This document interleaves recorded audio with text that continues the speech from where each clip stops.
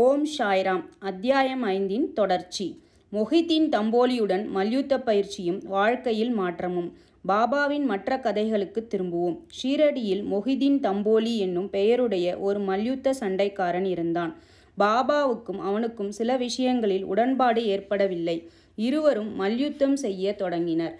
இதில் பாபா தோற்கடிக்கப்பட்டார். அதிலிருந்து பாபா தம்முடைய உடையையும் வாழ்க்கை முறையையும் மாற்றி அமைத்து கொண்டார்.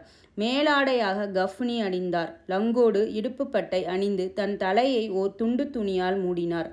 தம்முடைய ஆசனத்திற்கு ஒரு சாக்கு துணியையும் படுக்கைக்கு ஒரு சாக்கு துணியையுமே உபயோகித்தார். கிழிந்த கசங்கிய கந்தல் உடைகளை அணிவதிலேயே திருப்தியடைந்தார். அவர் எப்போதும் ஏழ்மை அரசுரிமையை விட நன்று, இறைமையை விட மிக மிக நன்று, கடவுள் ஏழைகளின் நிரந்தர நண்பராவார் என்று கூறிக்கொண்டிருந்தார். கங்காகீரும் மல்யுத்தம் செய்வதில் மிக்க விருப்பமுள்ளவர். அவர் ஒரு முறை மல்யுத்தம் செய்யும்போது ஒரு ஆசையற்ற உணர்ச்சி அவருக்கு ஏற்பட்டது.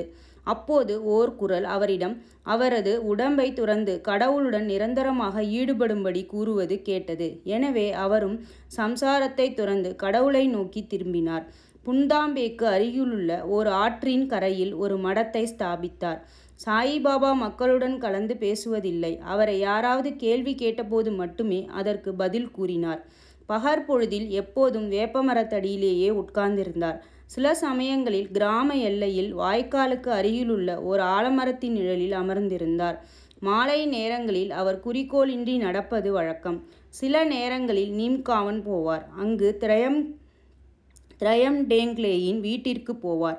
பாபா அவரை விரும்பினார். அவரின் பாபா சாஹேப்பின் தம்பியான நானா சாஹேப்புக்கு இரண்டாவது திருமணம் செய்தும் குழந்தைகள் ஏதும் இல்லை. பாபா சாஹேப் நானா சாஹேப்பை பாபாவின் தரிசனத்திற்காக அனுப்பினார். சில காலத்திற்கு பிறகு பாபாவின் அருளால் நானா சாஹேப் ஒரு புதல்வனை பெற்றார். அதிலிருந்து சாயிபாபாவை பார்க்க மக்கள் கூட்டமாக திரண்டு வந்தனர். அவருடைய புகழ் பரவி அகமத் நகரை எட்டியது. அதிலிருந்து நானா சாஹேப் சாந்தோக்கரும் கேசவ சிதம்பரம் மற்றும் பலரும் ஷீரடிக்கு வரத் தொடங்கினர். பாபா பகற்பொழுதில் தமது அடியவர்களால் சூழப்பட்டிருந்தார். இரவில் உதிர்ந்து கொட்டும் ஒரு பழைய மசூதியில் படுத்தார். பாபாவிடம் இந்த நேரத்தில் ஹூக்கா, புகையிலை, ஒரு டம்ளர் தகர டப்பா, நீண்ட கஃப்னி, தலையை சுற்றி ஒரு துண்டு துணி, ஒரு சட்கா, குச்சி முதலிய சிறு சிறு உடைமைகள் இருந்தன. இவைகளையெல்லாம் பாபா எப்போதும் வைத்திருந்தார். தலையில் உள்ள அச்சிறு துணி நன்கு முறுக்கப்பட்ட முடியைப் போல் இடது காதிலிருந்து முதுகில் தொங்கியது. இது பல வாரங்களாக துவைக்கப்படாதது. அவர் எவ்வித பூட்ஸோ காலணியோ அணியவில்லை. நாட்களின் பெரும் பகுதிக்கு ஒரு சாக்கு துணியே அவரின் ஆசனமாகும். ஒரு கௌபீனத்தை அவர் அணிந்திருந்தார். குளிரை விரட்ட எப்போதும் துணியின் புனித நெருப்பின் முன்னால் இடது கையை மரக்கட்டை பிடியின் மீது வைத்தவாறு தெற்கு நோக்கி அமர்ந்திருந்தார். அந்த துணியில் அகங்காரம், ஆசைகள், எல்லாவித எண்ணங்கள் ஆகியவற்றை காணிக்கையாக போட்டார். எப்போதும் அல்லாஹ் மாலிக், கடவுளே ஒரே உரிமையாளர் என்று கூறினார். எல்லா பக்தர்களும் வந்து அவரை தரிசித்ததும் அவர் அமர்ந்திருந்ததுமான மசூதியானது 2 அறைகளின் அளவே இருக்கும். 1912க்கு பிறகு ஒரு மாற்றம் நிகழ்ந்தது. பழைய மசூதி பழுது பார்க்கப்பட்டு ஒரு தாழ்வாரம் எழுப்பப்பட்டது. இம்மசூதிக்கு பாபாவின் தங்க வருவதற்கு முன் தஹியா என்ற இடத்தில் முஸ்லிம் ஞானியரின் இருப்பிடம் வசித்து வந்தார். அங்கேதான் பாபா கால்களில் சலங்கை கட்டி அழகாக நடனம் செய்து கொண்டு அன்புடன் பாடினார். தண்ணீரால் விளக்கெறிதல். சாயிபாபாவுக்கு விளக்குகள் என்றால் அதிக விருப்பம். அவர் கடைக்காரர்களிடமிருந்து எண்ணெய் வாங்கி மசூதியிலும் கோவிலிலும் இரவு முழுவதும் விளக்குகளை எரியவிடுவது வழக்கம். இது சில நாட்கள் நடந்து வந்தது. பின்பு எண்ணெய் இலவசமாக அளித்து வந்த வணிகர்கள் எல்லோரும் ஒன்று கூடி இனிமேல் எண்ணெய் கொடுப்பதில்லை என முடிவு செய்தனர். வழக்கம்போல் பாபா அவர்களிடம் எண்ணெய் கேட்க போனபோது அவர்கள் எல்லோரும் தீர்மானமாக எண்ணெய் இல்லை என சொல்லிவிட்டார்கள். இதை கேட்டு குழப்பம் அடையாத பாபா மசூதிக்கு திரும்பி வந்து காய்ந்த திரிகளை விளக்குகளில் இட்டார். வணிகர்கள் மசூதிக்கு வந்து என்ன நடக்கிறது என்பதை ஆர்வத்துடன் கவனித்து கொண்டிருந்தனர். பாபா மிக கொஞ்சம் சில துளிகள் மட்டுமே எண்ணெய் இருந்த தகர குவளையை எடுத்தார். தண்ணீரை அதில் ஊற்றி குடித்தார். இவ்விதமாக அதை நிவேதனம் செய்த பிறகு தகர டப்பாவில் தண்ணீரை மறுபடியும் எடுத்து எல்லா விளக்குகளிலும் அதனையே நிரப்பி கொளுத்தினார். வணிகர்களுக்கு ஆச்சரியத்தையும் பயத்தையும் விளைவிக்கும்படியாக விளக்குகள் எரியத் தொடங்கின. இரவு முழுவதும் எரிந்து கொண்டிருந்தன. வணிகர்கள் தங்கள் செய்கைக்கு மனம் வருந்தி பாபாவிடம் மன்னிப்பு கேட்டுக்கொண்டனர். பாபா அவர்களை மன்னித்து எதிர்காலத்தில் அதிக உண்மையுள்ளவர்களாக இருக்கும்படி கேட்டுக்கொண்டார். போலி குரு ஜவஹர் அலி.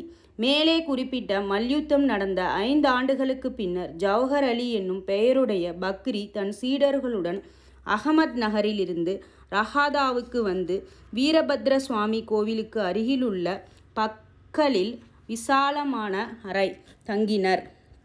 இப்பக்ரி படித்தவர், குரான் முழுவதையும் ஒப்பிக்கும் ஆற்றல் உடையவர், இனிமையான உடையவர். கிராமத்தை சேர்ந்த பல மதப்பற்றும் பக்தியும் உடைய மக்கள் அவரிடம் வந்து மரியாதை செய்ய தொடங்கினர். அவர் அந்த கிராம மக்கள் உதவியுடன் வீரபத்ரர் கோவில் அருகில் ஓர் ஈத்கா தினத்தன்று முகமதியர் தொழும் இடத்தின் முன்புள்ள சுவர் கட்டத் தொடங்கினார். இவ்விஷயத்தை பற்றி சில சர்ச்சைகள் உண்டானதால் ஜவஹர் அலி ரஹாதாவை விட்டு புறப்பட வேண்டியதாயிற்று. பிறகு அவர் ஷீரடிக்கு வந்து பாபாவுடன் மசூதியில் தங்கினார். அவருடைய இனிமையான வாக்குகளால் மக்களை கவர்ந்தார். பாபாவை தன்னுடைய சீடர் என்று கூறத் தொடங்கினார். பாபாவும் அதை மறுக்கவில்லை. அவரின் சீடராக இருக்க சம்மதித்தார். குரு சீடர் இருவரும் ரஹாதாவிற்கு திரும்பி அங்கு வசிக்க முடிவு செய்தனர். குரு சீடரின் மதிப்பை அறிந்திருக்கவே இல்லை. ஆனால் சீடர் குருவின் குற்றங்களை உணர்ந்திருந்தார். எனினும் அவரை மதிக்காமல் இருந்ததில்லை. பாபா தமது கடமைகளை கவனத்துடன் ஆற்றிக்கொண்டு வந்தார். தமது குருவிற்கு பல்வேறு விதங்களில் பணிபுரிந்தும் வந்தார். ஷீரடிக்கு அவர்கள் அடிக்கடி வருவது வழக்கம். ஆனால் அவர்களின் முக்கிய இருப்பிடம் ரஹாதாவாகும். ஷீரடியிலுள்ள பாபாவின் அன்பு சீடர்கள் பாபா அவர்களை விட்டு ரஹாதாவில் தங்கியிருப்பதை விரும்பவில்லை. எனவே அவர்கள் ஓர் கூட்டமாக ரஹாதாவிற்கு சென்று பாபாவை ஈத்காவுக்கு அருகில் சந்தித்து தாங்கள் வந்த காரணத்தை கூறினார்கள். பாபா அவர்களிடம் பக்ரி ஓர் கோபக்கார குணங்கெட்ட மனிதர் என்றும் தான் அவரை விட்டு வர முடியாது என்றும் எனவே பக்ரி வருவதற்குள் எல்லோரும் திரும்பிவிடுவது நல்லது என்றும் கூறிக்கொண்டிருந்தார். அப்போது பக்ரி திரும்பி வந்து தனது சீடனை அவர்களுடன் அழைத்து செல்ல முயன்றதற்காக அவர்களை கோபித்தார். சில விவாதங்களும் தகராறுகளும் நிகழ்ந்தன. முடிவில் குரு சீடர் இருவரும் ஷீரடிக்கு திரும்பும்படி தீர்மானிக்கப்பட்டது. எனவே அவர்கள் ஷீரடிக்கு திரும்பி வந்து வசிக்க தொடங்கினார்கள். சில நாட்களுக்கு பிறகு குரு தேவிதாசரால் சோதிக்கப்பட்டு முழுமைக்கும் தேவையுள்ளவர் என கண்டுபிடிக்கப்பட்டார். பாபா ஷீரடிக்கு கல்யாண கோஷ்டியுடன் வருவதற்கு 12 ஆண்டுகளுக்கு முன்பு இந்த தேவிதாசர் 10 அல்லது 11 வயது பாலகனாக மாருதி கோவிலில் வசித்து வந்தார். தேவிதாசருக்கு பல சிறப்பான அம்சங்களும் சிறப்பான கண்களும் அமைந்திருந்தன. அவர் அவாவின்மையின் அவதாரமும் ஞானியும் ஆவார். தாத்யா கோதே, காஷிநாத் போன்ற பலர் அவரை தமது குருவாக நினைத்திருந்தனர். அவர்கள் ஜவஹர் அலியை தேவிதாஸ் முன்னிலையில் கொண்டு வந்தனர். அவர்கள் தொடர்ந்த விவாதத்தில் ஜவஹர் அலி தோற்கடிக்கப்பட்டார். பின்பு ஷீரடியை விட்டு ஓடி பிஜாப்பூர் சென்று தங்கினார்.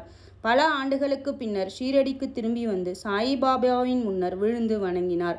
அவர் குரு என்றும் சாயிபாபா சீடர் என்றும் காணப்பட்ட தோற்றம் தெளிவாக்கப்பட்டது. அவர் தன் குற்றத்திற்காக வருத்தப்பட்டிருக்கையில் சாயிபாபா அவரை மரியாதையுடன் நடத்தினார். இவ்விஷயத்தில் உண்மையான ஒழுக்கத்தால் சாயிபாபா எவ்வாறு அகங்காரத்தை களைந்து சீடனது கடமைகளை ஒழுங்காகச் செய்து உயர்ந்த பதவியை தன்னையுணர்தல் அடைவது என்பதை காட்டியுள்ளார். இக்கதை மஹால்சாபதி சாயிபாபாவின் ஒரு பெருந்தகை அடியவர் என்னும் சீடரால் கூறப்பட்டுள்ளபடி கொடுக்கப்பட்டு இருக்கிறது. அடுத்த அத்தியாயத்தில் ராமநவமி திருவிழா, மசூதியின் முந்தைய நிலை, அதன் பழுதுபார்ப்பு ஆகியவற்றை காண்போம். இத்துடன் அத்தியாயம் 5 முடிவடைகிறது. அடுத்த வீடியோ பதிப்பில் அத்தியாயம் 6 பார்க்கலாம். நன்றி.